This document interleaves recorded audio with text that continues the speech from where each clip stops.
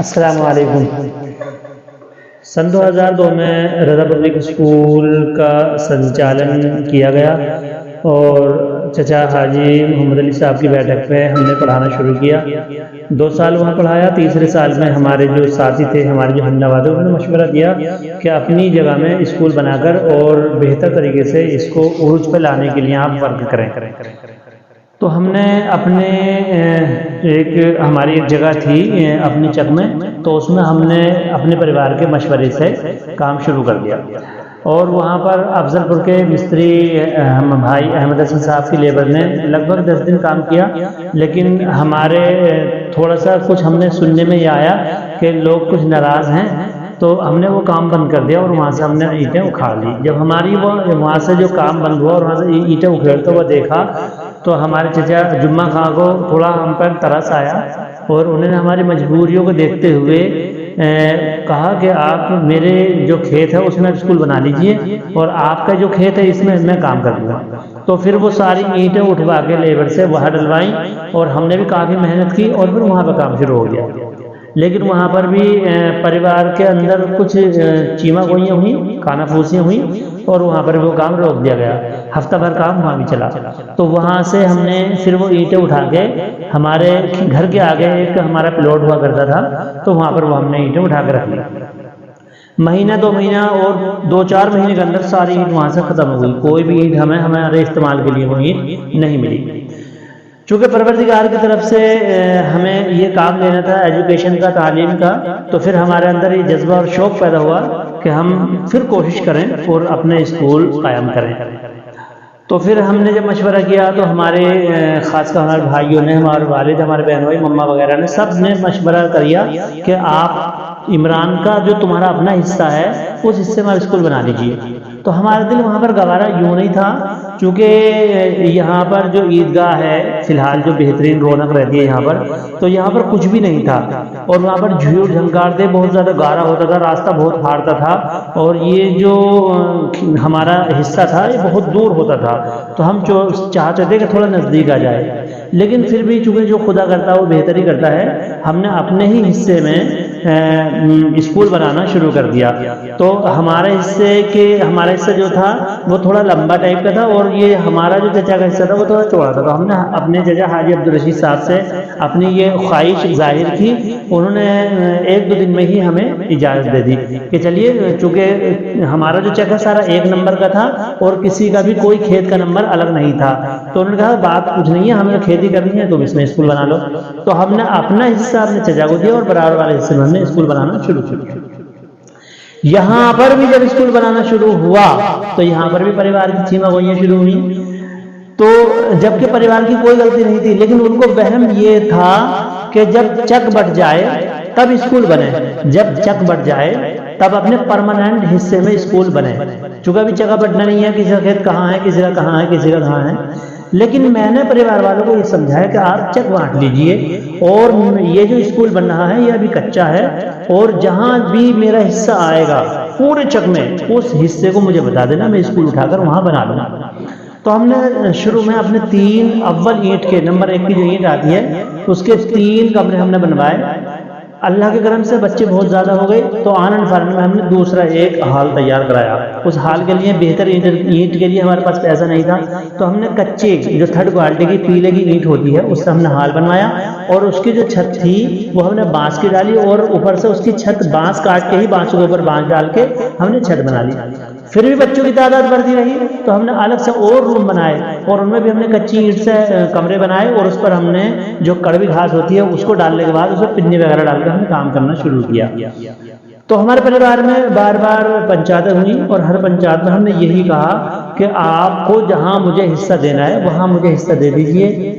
अभी स्कूल के नाम ज़मीन भी नहीं है, अभी स्कूल में कोई रुपया भी लगा हुआ नहीं, जहाँ मेरा हिस्सा आएगा, खुदा गवाह है बार बार मैंने यही कहा, जहाँ मेरा हिस्सा आएगा वहाँ पर आप मुझे ज़मीन दे दीजिएगा, वहाँ मैं अपने हिस्से में स्कूल बना लूँगा। लेकिन चूँकि जगह बढ़ नहीं पाई फिर हमने धीरे धीरे यहाँ पर स्कूल बनाना शुरू किया। अब हमारा ये जो बात है ये मतलब कोई किस्सा या कहानी नहीं है, ये सब लोग मेरे परिवार के, मेरे रिश्तेदार, मेरे गांव के सब जानते हैं। तो इसीलिए तो मैंने कहा है कि हर एक शख्स ने दिल की किताब पढ़ डाली, हर एक शख्स ने दिल की किताब पढ़ डाली, समझने वाला मगर कोई उम्र भर न मिला।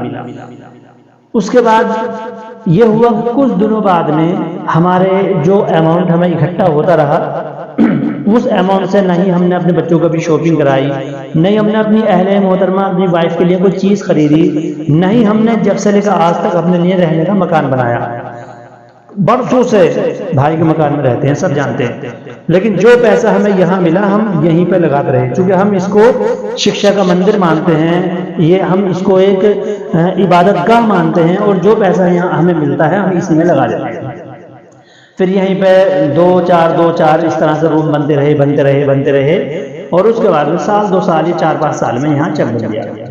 जब चकबंदी आ गई यहाँ पर, तो चकबंदी के जो अधिकारीगण होते थे वो गांव में या इसमें पूरी खलबली मचा रहे थे, लेकिन हम एक दिन भी किसी चकबंदी वाले के पास नहीं गए, क्योंकि हमारा जो दिल है वो अपना इस तरह से है कि हमें लोग चोट मार दें, घूसा मार दें, पत्थर मार दें, ईंट मार दें, उसके हम बर्दाश्त कर लेंगे, लेकिन कोई बहुतान या तोहमत हम पर लगाए वो हमसे बर्दाश्त नहीं होता, हमारा दिल टूट जाता है। इसलिए हम किसी की कोई हम पर अंगश्तदाज करे, शक और शुबा की गुंजाइश से देखे, हमें वो बात बर्दाश्त नहीं, इसलिए हम कभी भी किसी के साथ ना रहे।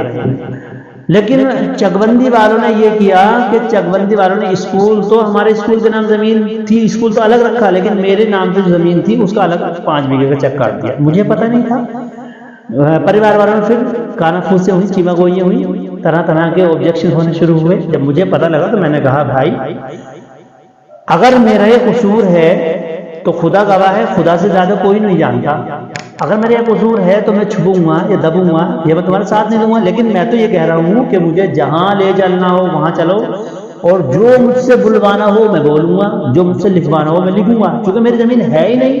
तो मैं जब ऑफिस में गया तो ऑफिसर से वहां पर मैंने बहुत उनसे बुरा भला कहा, मैंने कहा भाई ये जमीन मेरे नाम पे आई है, तो मेरी जब है ही नहीं तो मैं क्यों लूं, ये जमीन जो है मेरे परिवार पे डिवाइड कर दीजिए। तो हमारे दिल में पाप नहीं था, हमारे दिल में जमीन का लोभ लालच नहीं था, क्योंकि जब हमारे को थी नहीं तो हम उसको क्यों अपनाते। अब चूंकि चकबंदी आ गई, परिवार के 2-3 रास्ते बन गए, और हमारे जो बीच में रास्ता था वो नहीं बन पाया। तो चूंकि अब हमारा जो परिवार, हमारा जो चक था वो हमारे स्कूल के सामने, हालांकि हमारे स्कूल के सामने नहीं है, वो हमारे स्कूल के पीछे है हमारा चक। हमारे स्कूल के पीछे जो चक आया है वो सीरियल वाइज हमारे चचा हाजी नसीर साहब का आया है, और उस पर वो नक्शे के जरिए उस पर रास्ता भी दिया गया है, नाला भी दिया गया है, रास्ता भी दिया गया है, सारी चीज़ें ओके है, कोई टेंशन नहीं है। लेकिन इसके बावजूद भी हमने सोचा कि ऑटोमेटिकली ये ज़मीन चूँकि रास्ते के नज़दीक आ गई है, अगला हिस्सा फ्रंट हम पे आ गया है, तो हमने इस ज़मीन की दुगनी कीमत की ज़मीन जो हमारा फील्ड हमारे गांव के नज़दीक में था वो हमने भाइयों को छोड़ दिया, क्योंकि ये बेहतर नहीं है कि एक जो ज़मीन फ्रंट की है वो हम पे आए और हमारे जो भाई हैं फिर उनका दिल दुखे, ये हमसे बर्दाश्त नहीं होती। तो हमने अपनी इस जगह से हमेशा दुगनी कीमत की ज़मीन हमने भाइयों को छोड़ दी, और उसकी अच्छी खासी माशाअल्लाह अल्हम्दुलिल्लाह कीमत है, और इसकी कीमत उससे अभी भी कम है, कल क्या होगा उसका पता नहीं है। तो हमने ये ज़मीन जानबूझकर नहीं ली, मजबूरी में हमें ज़मीन ली, लेकिन फिर भी चारों तरफ से कानाफूसियाँ चलती रही, शायद इस वजह से कि इनमें नाराज़ी बनी रहे, परिवार में नाराज़ी हो जाए, घर में नाराज़ी रहे। लेकिन एक शायर ने शेर कहा है कि कांटा से चुभ रहा हूँ मैं अपनों की आंख में, कांटा से चुभ रहा हूँ मैं अपनों की आंख में, मेरा कसूर ये है मैं आगे निकल गया। हालांकि मैं आगे नहीं हूँ, ये तो शायद का एक शेर है, मेरी अपना सिर्फ उतना ही वजूद है जितना आम लोगों का, बल्कि और उनसे भी कम है। मैं बहुत कमजोर हूँ, बहुत लाचार और मजबूर हूँ, इनके सारी मेरे दिल दिमाग में कूट कूट कर भरी हुई है, और मेरी औकात सिर्फ और सिर्फ एक पानी के बुलबुले जैसी है। पानी के बुलबुले का कोई अपना वजूद नहीं है, ठीक इसी तरह से मेरा अपना कोई वजूद नहीं है। तो ये थोड़ी सी कहानी थी जो मैंने अपने स्कूल की बताई है, और बाकी अल्हम्दुलिल्लाह हमने अपनी ज़िंदगी में बड़ी कठिनाई, बड़ी उलझनें, बड़ी समस्याएं, बड़ी परेशानियां झेली हैं।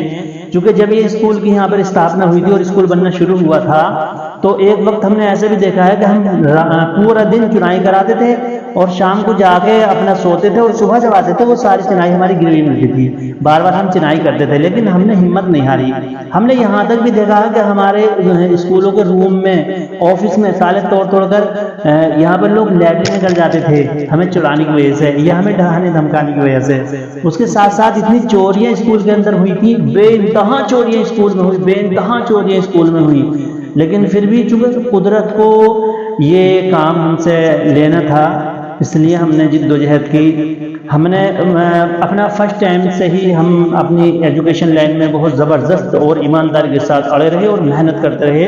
तो जैसे कि मैंने हाई स्कूल भगवत सर इंटर कॉलेज जोया से किया, inter MPM inter college Amroha से किया, और मैंने स्नातक की जो पढ़ाई की वो अमरोहा के मशहूर degree college JS Hindu degree college से की, और मैंने मास्टर डिग्री महाराजा हरिश्चंद्र मुरादाबाद से की, और बीएड की डिग्री मैंने WTM से की, और पहली ही बार मैंने यूपी टेट क्वालिफाई किया। उसके अलावा और भी बहुत सारी मैंने एजुकेशन दी, जैसे UTC है, मुअल्लिम है, आदिल माहिर है, या वेद विशारद है, या फाजिलती है, बहुत सारी डिग्री, और मेडिकल लाइन से भी मैंने जन स्वास्थ्य कोर्स भी किया।